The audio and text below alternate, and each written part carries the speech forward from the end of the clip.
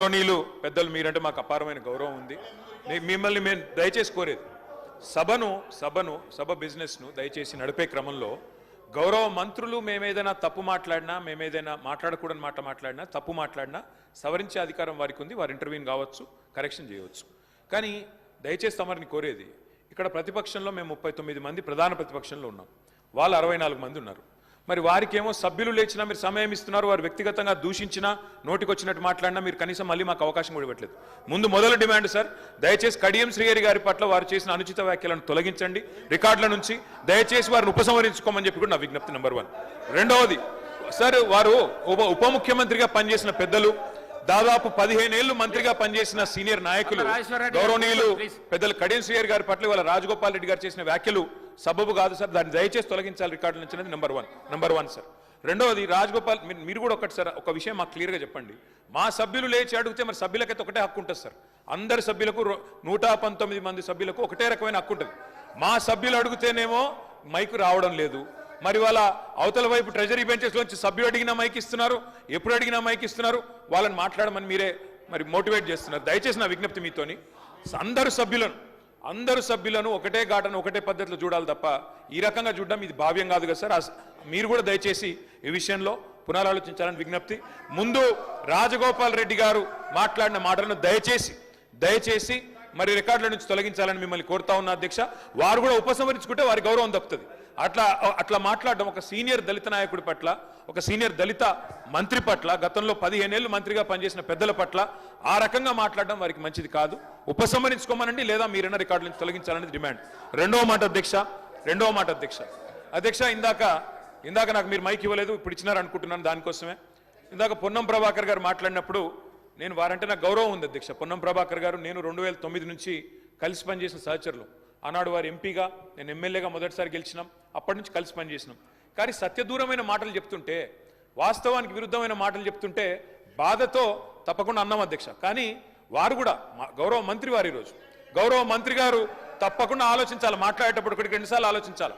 ఇవాళ వారి నియోజకవర్గంలో హుస్నాబాద్లో గౌరవెల్లి అనే రిజర్వాయర్ పూర్తయి ట్రయల్ రన్ అయిన మాట వాస్తవం కాదా అధ్యక్ష? ఇవాళ హుస్నాబాద్లో ప్రజలకు తెలియదా? వేములవాడ నియోజకవర్గంలో మలకపేట రిజర్వాయర్ మొత్తం పూర్తయి అందులో 1 TMC నీళ్లున్న మాట వాస్తవం కాదా అధ్యక్ష? ఇవాళ కాళేశ్వరం గురించి మాట్లాడి అదేమి జరగనట్టు నేను మేడిగడ్డకు పోయి వచ్చి మా మీద బురద జల్లే ప్రయత్నం ఏదైతే చేస్తున్నారో అధ్యక్ష, నేను గౌరవ సభ్యులకు తమరి ద్వారా తెలియజేసేది అధ్యక్ష ఒకటే ఒక్క మాట అధ్యక్ష. కాళేశ్వరం అనేది ఒక బరాజ్ కాదు అధ్యక్ష.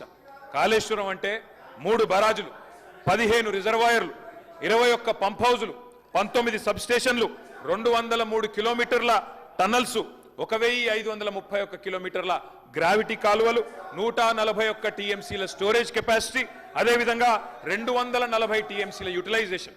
శ్రీహరి గారు ఏమన్నారు అధ్యక్ష? శ్రీహరి గారు ఒకటే మాట అన్నారు, స్టెబిలైజేషన్ కూడా తీసుకోవాలి ఒక ప్రాజెక్టులో. కొత్తగా 97,000 కూడా నీళ్ళు ఇయ్యలేదని మాట్లాడితే స్థిరీకరించబడ్డ ఆయకట్టు ఎంత అని అధికారిని అడుగుతుంటే ముఖ్యమంత్రి గారు మాట్లాడనీయలేదన్నారు. గొప్ప ఉదాహరణ నా నియోజకవర్గం అధ్యక్ష. మా దగ్గర అప్పర్ మానేర్ అనే ప్రాజెక్టు నిజాం టైంలో కట్టినారు అధ్యక్ష, 45లో కట్టినారు. ఆ అప్పర్ మానేర్ అనే ప్రాజెక్టు కోసం ఆనాడు రాజశేఖర రెడ్డి గారి ఆనాడు ప్రభుత్వం ఉన్నప్పుడు కూడా పాదయాత్రలు జరిగినాయి. దాన్ని ఎప్పటికప్పుడు స్థిరీకరించాలని నింపాలనే ప్రయత్నాలు జరిగినాయి. కానీ ఎప్పుడు నింపబడ్డది అధ్యక్ష? మొత్తానికి మల్లన్న సాగర్ కట్టిన తర్వాత మల్లన్న సాగర్ నుంచి వచ్చే కాలువ ద్వారా ఎప్పుడైతే కూడవెల్లిలోకి నీళ్ళు వచ్చినాయో, కూడవెల్లి వాగులోకి ఈరోజు ఏప్రిల్లో ఎర్రటి ఎండల్లో కూడా మా మిడ్ మానేరు, మా అప్పర్ మానేరు ఎండుతున్న మాట వాస్తవమా కాదా?